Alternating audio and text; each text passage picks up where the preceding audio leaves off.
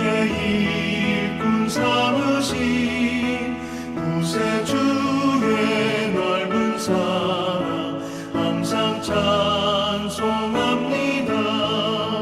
나를 일꾼 삼으신 주 크신 능력 주시고 언제든지 주 뜻대로 사용하여 주소서. 내게 부어주시려고 은혜 예비하신 주의 은혜 채워주사 능력 있게 하소서. 나를 일꾼 삼으신 주 크신 능력 주시고 언제든지 주 뜻대로 사용하여 주소서.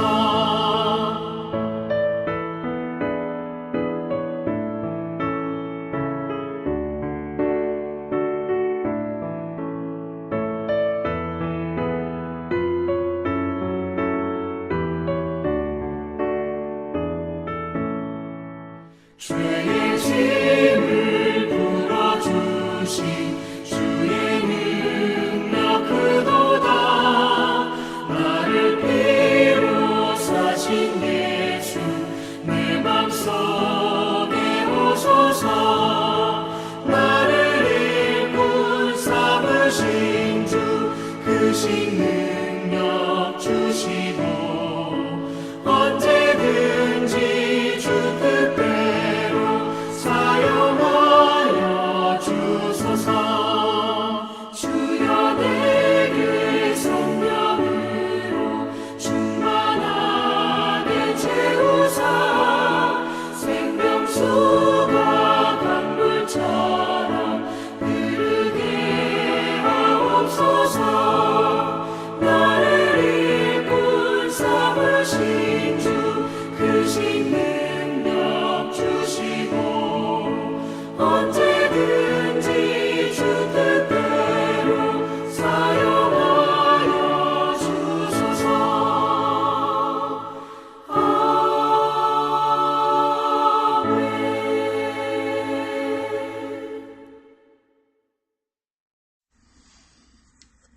하나님의 말씀 사도행전 9장 1절에서 9절 말씀까지 제가 봉독하겠습니다. 사도행전 9장 1절에서 9절입니다. 사울이 주의 제자들에게 대하여 여전히 위협과 살기가 등등하여 대제사장에게 가서 다메섹 여러 회당에 가져갈 공문을 청하니 이는 만일 그 도를 따르는 사람을 만나면 남녀를 막론하고 결박하여 예루살렘으로 잡아오려 함이라. 사울이 길을 가다가 다메섹에 가까이 이르더니 호련히 하늘로부터 빛이 그를 둘러 비추는지라. 땅에 엎드려져 들음에 소리가 있어 이르시되 사울아 사울아 네가 어찌하여 나를 박해하느냐 하시거늘 대답하되 주여 누구시니이까. 이르시되 나는 네가 박해하는 예수라. 너는 일어나 시내로 들어가라. 내가 행할 것을 내게 이를 자가 있느니라 하시니 같이 가던 사람들은 소리만 듣고 아무도 보지 못하여 말을 못하고 서 있더라. 사울이 땅에서 일어나 눈은 떴으나 아무것도 보지 못하고 사람의 손에 끌려 다메섹으로 들어가서 사흘 동안 보지 못하고 먹지도 마시지도 아니하니라. 아멘. 성경은 한 사람을 위한 하나님의 사랑의 기록이라 할 정도로 한 사람에게 집중하는 것을 볼 수 있습니다. 한 사람의 믿음을 세우고 그를 키워 하나님의 마음을 나누어 가진 하나님의 사람으로 세워나가는 이 하나님 사람 만드는 역사가 성경의 역사이지요. 오늘 본문에 보면 예수 믿는 성도들을 붙잡으러 나아갔다가 결국 그리스도께 붙잡힌 바 되어진 한 사람에 관한 이야기가 나옵니다. 그는 교회를 핍박하는 사람이었지만 이후에 주의 복음과 교회를 위해 핍박받는 사람이 되어졌죠. 바로 이 사람이 우리가 잘 아는 바울입니다. 오늘 사도행전 9장은 예수님의 마지막 유언인 이 복음 전파가 8장의 사마리아를 넘어서 땅끝까지 전파되기 위해서 하나님께서 한 사람을 부르시고 변화시키는 그러한 이야기가 기록이 되어져 있어요. 이 바울은 이방인을 위한 하나님의 사도가 될 사람입니다. 교회를 이끌어 복음을 땅끝까지 전할 사람이었어요. 사실 이방인들에게 복음을 전하는 이 일에 바울만큼 적합한 사람은 없었습니다. 왜 그렇습니까? 빌립보서 3장 5절과 갈라디아서 1장 14절 이하의 말씀을 보면 이 바울은 누구보다도 진짜 히브리인이었어요. 그래서 디아스포라 흩어진 유대인들이 있는 곳을 선교의 기지로 삼아서 효과적으로 복음을 전할 수 있는 사람이었어요. 뿐만 아니라 당시 헬라 문화의 집산지라고 할 수 있는 소아시아 다소 출신입니다. 헬라 문화에 정통한 사람입니다. 거기다가 그는 당시 세계 시민이라고 할 수 있는 로마 시민권자였고 텐트를 만드는 사람, 즉 자비랑 선교사였어요. 선교 여행이나 사역을 할 때 누구에게 부담 지우지 않고 효과적으로 사역을 감당할 수 있는 사람이었어요. 그런데 이처럼 은사와 자격이 충분한 사람이었지만 하나님께 들려 사용되어지기 위하여서 반드시 통과해야 될 절차와 과정이 있었습니다. 자, 하나님께서 이 바울을 하나님의 사람, 복음을 위한 일꾼으로 사용하기 위해서 첫 번째 어떤 일을 그에게 주십니까? 하나님께서 하나님의 사람을 사용하시는데 반드시 변화시키셔서 사용하신다라고 하는 것을 우리는 오늘 본문을 통해서 확인할 수 있게 됩니다. 물론 하나님은 악인도 때에 따라 필요에 따라 적절하게 사용하십니다. 그런데 하나님은 하나님 나라의 큰 역사를 이루실 때 하나님 손에 들림받아 변화되어진 그 사람들을 통해서 일하신다라고 하는 것이 성경의 교훈이고 교회사의 가르침 아니겠습니까? 삶의 전반에서 우리의 변화가 필요하겠지만 오늘 이 사울의 모습을 통하여서 우리가 하나님의 손에 붙들림 받아져서 변화되어질 부분이 이 열심이라고 하는 부분이라고 생각해요. 여러분, 이 바울이 주님 만나기 전에 열심 없는 것이 문제였을까요? 여러분, 이 바울은요, 열심이 너무 충만한 게 문제였어요. 여러분, 바울에게 있어서 문제가 무엇인가? 열심은 있지만 방향도 잘못되어졌고 속도도 잘못되어졌다는 겁니다. 여러분, 우리가 세상을 살아갈 때 이 삶을 살아가는 엔진과 같은 기능을 하는 것이 열심이지요. 어떤 사람은 돈을 위해서 열심을 냅니다. 어떤 사람은 명예를 위해서 열심을 내고요. 어떤 사람은 학위를 위해서 열심을 내고 가족을 위해서 열심을 냅니다. 모두가 어떤 영역에서 성공하기 위해 열심 내는 거예요. 예수 믿는 신앙생활에서도 열심은 아주 중요합니다. 신앙생활에서의 열심은 자동차 엔진과 같아요. 여러분이 엔진에 불이 붙어 있지 않으면 아무것도 움직일 수 없죠. 마찬가지로 신앙에 열심이 없으면 여러분 성도의 삶을 살아가는데 아무것도 할 수 없는 영적인 무기력에 빠지는 거예요. 그래서 성경에서도 하나님의 백성 성도의 열심을 강조합니다. 디도서 2장 14절 말씀해 보니까 하나님께서 우리를 구원하신 이유를 이렇게 말씀하고 있어요. 그가 우리를 대신하여 자신을 주심은 모든 불법에서 우리를 속량하시고 우리를 깨끗하게 하사 선한 일을 열심하는 자기 백성이 되게 하려 하심이라 라고 말씀을 해요. 여러분, 성경 곳곳에서 이 열심이 있을 때 하나님의 일을 능력으로 감당할 수 있다라고 말씀해요. 그런데 여러분, 우리가 결코 잊어서는 안 되는 문제가 있습니다. 여러분, 열심 내는 것만 있으면요, 결국 일을 그르칩니다. 사고가 나고 말아요. 교회에서 문제 일으키는 사람들 중에 열심 없어서 문제 일어나는 경우는 거의 없습니다. 나름대로 다 교회 사랑하는 마음으로 열심을 내다 보니까 충돌이 일어나고 문제가 일어나는 거예요. 여러분, 열심 없는 신앙생활은요, 성장하지 못해요. 그런데 이 신앙의 열심이 방향과 속도라고 하는 이 두 가지 면을 상실하게 되면 문제와 어려움이 생기고 마는 것입니다. 여러분, 우리 신앙생활의 문제는 열심이 있고 없고의 문제라기보다도 열심을 내기는 내는데 방향과 속도를 여러분 우리가 바로잡고 바로 컨트롤하고 있는가, 여기에 있다는 것을 우리는 깨달아야 합니다. 자, 먼저 방향의 문제입니다. 여러분, 하나님을 믿는 일에 열심을 했었지만 방향이 잘못되어진 사람이 이 바울이었는데, 또한 대표적인 예가 이스라엘 민족들이었죠. 여러분, 이스라엘 민족들만큼 하나님 사랑하는 일에 열심인 사람들이 누가 있었을까요? 열심히 금식합니다. 기도도 합니다. 율법 지키기 위해서 발버둥을 쳐요. 문제는 이 열심이 하나님 아는 지식에 기초한 열심이 아니었다는 거예요. 하나님을 아는 지식, 그분의 성품을 알고 경험한 지식이 아니라 자기 멋대로의 종교적인 열심에 지나지 않았어요. 여러분, 이스라엘 백성들이 열심히 있었는데 뭐가 잘못된 것이죠? 방향이 잘못된 거였어요. 하나님의 말씀을 안다고 하면서 전혀 하나님 말씀에 기초하지 않는 열심이었기 때문에 열심히 달리기는 달리는데 한참 가다 보니까 엉뚱한 곳에 와 있는 거예요. 여러분, 변화받기 전에 사도 바울이 그랬습니다. 예루살렘 중심의 하나님, 유대인 중심의 하나님, 그 위의 하나님은 생각할 수가 없어요. 자기 머릿속에 있는 자기가 경험한 하나님에 대한 지식이 전부라고 생각하고 착각했던 것이죠. 그러면서 나름대로는 하나님 기쁘시게 해드리겠다고 열심을 낸 거예요. 그러나 사실은 하나님을 기쁘시게 해드리는 것이 아니라 자신의 종교적인 열정, 자기의 마음을 기쁘게 하려고 하는 시도였어요. 방향이 잘못되니까 아무리 자기는 하나님을 향해 열심을 낸다고 하지만 결국은 예수님을 핍박하는 자리에까지 가고 만 것 아니겠어요? 지금 예수 믿는 사람들 다 옥에 잡아넣어 죽이겠다고 다메섹을 향해서 달려가고 있는 거예요. 여러분, 그런데 말씀을 기반 삼지 않고 하나님을 바로 아는 지식에 기초하지 않은 열심의 결과가 무엇입니까? 그 열심이 오히려 그리스도를 핍박하는 거였어요.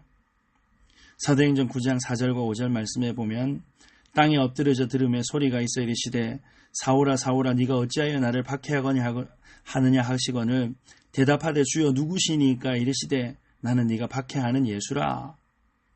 여러분, 사울이 언제 작정하고 하나님께 반역한 일이 있었습니까? 그런데 이 열심의 방향이 잘못되니까 그 열심이 하나님을 저버리고 하나님 나라 복음 역사를 가로막는 가장 큰 장애물이 되고 말았다는 거예요.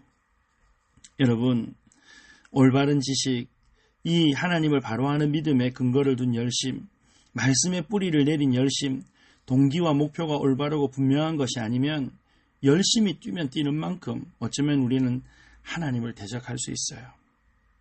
여러분, 열심을 내는 것이 능사가 아니라 중요한 것은 방향입니다. 여러분, 어쩌면 오늘 우리와 한국교회가 당한 상황이요, 열심 있는 우리 한국교회 크리스찬들에게 그 열심의 속도보다도 열정의 어떤 총량보다도 방향이 바로 되어져 있는가, 바른 지식과 바른 근거 위에 세워진 열심인가 돌아보게 하시는 하나님의 귀하신 섭리라고 받아들이시기를 바랍니다. 여러분, 열심 내는 것보다 중요한 것은요, 방향이지요. 신앙 경주하는데 바른 방향 정하는 것이 너무 중요해요. 고린도전서 9장 24절 이하의 말씀을 보니까 운동장에서 다름질하는 자들이 다 달릴지라도 오직 상을 받는 사람은 한 사람인 줄을 네가 알지 못하느냐. 너희도 상을 받도록 이와 같이 다름질하라. 그러므로 나는 다름질하기를 향방 없는 것 같이 아니하고 싸우기를 허공치는 것 같이 아니하며 내가 내 몸을 처복종케 함은 내가 남에게 전파한 후에 자신이 도리어 버림을 당할까 두려워함이로다. 여러분, 어떻게 해야 방향 없이 달리지 않고 허공치는 것 같이 하지 않고 여러분 바른 방향으로 달려갈 수 있을까요? 날마다 하나님 말씀 가까이 하고 말씀에 기초한 신앙생활을 살아가는 것이 바로 인생의 신앙생활의 바른 방향을 잡는 길인 줄로 믿으시기를 바랍니다. 하나님의 말씀이 우리 인생의 유일무이한 표준이지요. 인생이 어디서 와서 어디로 가는지, 나의 삶의 목적이 무엇인지 나를 지으신 하나님께서 주신 말씀을 통해서 발견해야 하는 것입니다. 날마다 하나님 말씀 가까이 하는 저와 여러분 되시기를 주님의 이름으로 축복합니다. 요한계시록 1장 3절에 이 예언의 말씀을 읽는 자와 듣는 자와 그 가운데 기록한 것을 지키는 자가 복이 있다라고 말씀을 합니다. 말씀을 읽고 듣고 그 말씀대로 순종함으로 하나님 말씀에 든든히 뿌리를 내리는 저와 여러분들이 되시기를 바랍니다. 두 번째, 속도의 문제입니다. 자, 열심을 내어서 달려가는데 방향의 문제와 더불어서 또 하나의 문제는 이 속도의 문제예요. 열심의 속도를 제어할 장치가 바울에게 없었어요. 여러분, 열심은 있었는데 방향이 잘못되어 있었죠. 여러분, 아무리 하나님 말씀을 안다고 하면서 열심히 달려가는데 여러분 방향이 잘못되어져 있었으면 여러분 속도를 제어해서 멈추고 방향을 틀어야 되잖아요. 차가 아무리 멋지고 고급이라 할지라도 제동 장치가 없으면 여러분 그 차는 그저 유명무실한 아무도 쓸 수가 없는 그러한 물건이 되고 말 것입니다. 신앙생활에서도 열심은 있는데 열심을 통제할 브레이크가 없으면요, 사울처럼 자기와 다르면 다 틀린 것이고 자기 열심 때문에 살기가 등등하여서 사람 죽이는 일도 서슴지 않는 위험한 사람이 되는 거예요. 여러분, 우리의 신앙생활에 있어서 이 열심의 속도를 통제할 수 있는 브레이크와 같은 역할을 하는 것이 바로 신앙인격이라고 하는 것입니다. 여러분이 신앙인격이라고 하는 것이 결국 무엇입니까? 날마다 예수님 닮아가는 것이지요. 성령 충만하여서 성령의 열매를 우리 안에 맺어가는 것, 바로 우리 신앙생활의 열심의 이 속도를 조절하는 그러한 중요한 통제장치가 되는 것입니다. 여러분, 우리의 성격, 기질, 모든 것이 성령의 다스림을 받아서 예수님 닮은 성령의 열매 맺는 복된 저와 여러분들이 되시기를 주님의 이름으로 축복합니다. 혹시 지나치게 자기중심적인 삶의 태도에 머물러 있지는 않습니까? 여러분, 하나님을 향한 열심이 예수님 닮은 인격 성숙이라고 하는 이 열매의 통제를 받지 못하면 우리는 신앙생활 오래 해도 다른 사람들에게 상처를 주는 이 아픔을 반복할 수밖에 없어요. 여러분, 날마다 우리 속에 거하시는 성령의 열매를 맺어야 합니다. 어떻게 하면 성령의 열매를 맺을 수 있습니까? 성령 충만한 삶, 성령의 지배를 받는 삶을 살 때 가능한 것이죠. 그래서 여러분, 날마다 성령의 지배를 받기 위하여서 때를 따라 도우시는 은혜를 얻기 위하여 은혜의 보좌 앞으로 나와야 하는 거예요. 개인 경건의 생활이 중요합니다. 말씀을 듣고 말씀을 읽고 하나님과 대화하며 교제하는 기도의 시간을 결코 놓쳐서 안 되는 것입니다. 여러분, 기도한다는 것은 내 뜻과 내 힘으로 안 된다라고 하는 것을 고백하고 인정하는 하나님 앞에 가장 겸손한 모습이지요. 인생의 문제를 주님께 맡겨드리는 기도의 삶을 통해서 우리의 미성숙을 극복하고 신앙의 인격 열매 맺는 예수님 닮아가는 저와 여러분들이 되시기를 바랍니다. 여러분, 기억하십시오. 예수 믿는 일에 있어서 가장 커다란 방해는요, 바로 내 자신일 수 있다는 사실을 우리는 오늘 본문의 말씀을 통하여 깨달아야 합니다. 인간은 하나님 앞에 설 때, 말씀 앞에 설 때 진짜 자기 모습을 발견할 수 있어요. 여러분, 놀라운 사실은요, 하나님 말씀 앞에서 기도의 자리에서 하나님의 영광을 발견한 사람은 자신이 죄인이라고 하는 사실을 날마다 인정할 수밖에 없어요. 그러니 하나님 앞에 한순간도 교만할 수가 없어요. 여러분, 겸손함으로 하나님과 하나님의 교회와 하나님의 사람들을 아름답게 섬겨내는 저와 여러분들 되시기를 주님의 이름으로 축복합니다. 자, 그런가 하면 하나님께서 이 한 사람을 세우실 때 또 다른 한 사람을 통해서 역사하신다는 거예요. 무슨 말인가? 오늘 이 사도행전 9장에서 사울을 변화된 바울 되게 할 때, 이 하나님 앞에 세울 때 그 일을 감당했던 것이 아나니아라고 하는 사람이었어요. 여러분, 하나님은 하나님의 사람을 세우시기 위해서 적재적소에 사람을 세우는 사람을 준비하십니다. 10절 말씀을 보면 다메섹으로 올라가던 사울을 위해서 주님께서 아나니아라고 하는 한 사람을 준비하셨어요. 여러분, 또 우리가 알고 있는 것처럼 이 아나니아 이후에 여러분 또 바나바와 같은 사람들도 하나님께서 준비하셨지요. 여러분, 오늘 우리를 삶의 이 자리에 두신 이유가 무엇일까요? 우리 가정에, 우리 사업터에 나를 두신 이유가 무엇일까요? 여러분, 하나님께서 우리를 통하여서 이루시기를 원하시는 하나님의 뜻과 사명이 있기 때문인 줄로 믿으시기를 바랍니다. 다메섹으로 올라가다가 하나님께 부름받은 사울을 돕기 위해서 다메섹에 먼저 예수 믿는 제자 아나니아를 준비해 주셨어요. 오늘 우리 가정에, 우리의 사업터에 내가 돕고 섬겨야 될, 주님 만나 변화되어져야 될 사람이 있어서 오늘 우리를 먼저 예수 믿게 하신 줄로 믿으시기를 바랍니다. 더 놀라운 것은요, 사울처럼 위대한 하나님의 일을 하는 종을 세우는 일에 베드로나 유명한 사도 중 한 사람이 아니라 아나니아라고 하는 그닥지 잘 알려지지 않는 그런 사람을 사용하셨다는 거예요. 교회 역사를 보면 하나님께서 크게 들어 사용하시는 사람을 세우기 위하여서 평범한 사람들을 하나님께서 이용하신다, 그들을 붙여주신다라고 하는 것을 확인할 수 있어요.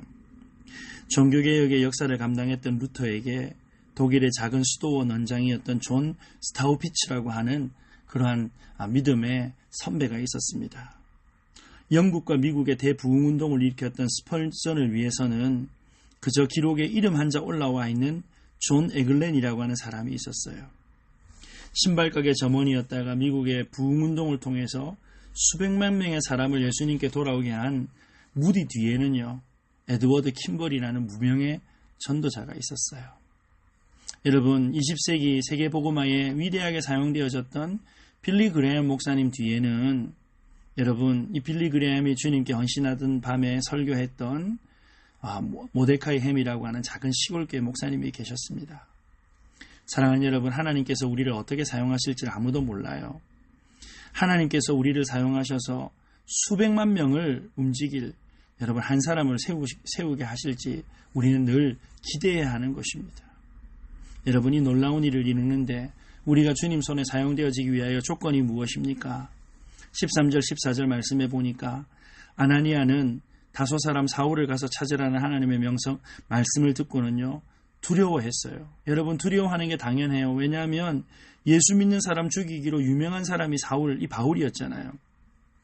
그런데 놀랍게도 아나니아는 주님의 말씀에 순종합니다. 여러분, 전도하면 여러분 우리의 마음 가운데 저 사람은 안 돼, 저 사람은 필요 없어, 우리 선입견으로 사람을 재고 달 때가 있잖아요. 그런데 주님은 그게 아니라고 말씀하십니다. 15절과 16절에 주께서 이르시되 가라, 이 사람은 내 이름을 이방인과 임금들과 이스라엘 자손들에게 전하기 위하여 택한 나의 그릇이라. 그가 내 이름을 위하여 얼마나 고난을 받아야 할 것을 내가 그에게 보이리라. 여러분, 사울에 대하여서 아나니아가 선입견 가진 것처럼 우리도 누군가에 대하여서 충분히 두려움과 선입견 가질 수 있습니다. 그런데 아나니아는요, 바른 결정 내렸어요. 자신의 선입견을 넘어서서 하나님의 말씀에 순종했어요. 사랑하는 여러분, 주님은 모든 것을 하실 수 있다라고 하는 믿음으로 우리의 선입견을 넘어서서 순종하는 자리까지 나가는 저와 여러분들이 되시기를 주님의 이름으로 축복합니다. 여러분, 도무지 가망 없어 보이지만 예수 만나면 변화되어진다라고 하는 것 우리 분명히 믿잖아요. 우리 주님께 과거는 없어요. 이전 것은 지나갔으니 보라 새 것이 되었도다 분명히 말씀해 주십니다. 사랑하는 여러분, 우리의 모든 과거의 아픔과 눈물과 부끄러운 모습들을 덮으시고 하나님의 자녀 삼아주신 하나님께서 또 한 사람 하나님 나라 영광 위하여서 위대하게 사용되어 주실 일꾼들을 저와 여러분들의 순종을 통하여서 이루신다라고 하는 사실을 믿고 오늘도 사람에 향한 모든 선입견 벗어버리고 이웃을 하나님의 마음으로 뜨겁게 사랑하며 섬겨나갈 수 있는 복된 저와 여러분들 되시기를 바랍니다. 오늘 이 자리에 나 혼자 힘으로 신앙생활하는 사람 아무도 없어요. 여러분, 우리에게 붙여주신 아나니아가 있었기에 이만하게 신앙생활하는 것이죠. 우리가 만날 사람들 중에 분명히 하나님 백성들 사람이 있습니다. 전도하려고 마음 품은 사람 중에 여러분 바울 될 사울이 있는 줄로 믿으시기를 바랍니다. 올 한 해가 마무리되어져 갑니다. 2021년 어떤 마음의 계획들을 품고 계십니까? 무엇보다도 성령에 이끌리어 순종하는 삶 살게 해달라고 기대하고 이 주 예수 그리스도 생명의 복음을 하나님 말씀에 순종하여 많은 사람들에게 증거하는 복음의 사명자로 살 수 있도록 하나님 앞에 기대하고 또 순종의 자리까지 나아가는 복된 저와 여러분들이 되시기를 주님의 이름으로 축복합니다. 오늘 말씀을 기억하면서 함께 기도하시고 날마다 복음의 진보가 우리 개인의 삶을 통하여서 우리 교회를 통하여서 주님 오시는 날까지 계속될 수 있도록 하나님 은혜 베풀어 달라고 함께 기도하시기 바랍니다. 다 함께 기도하겠습니다.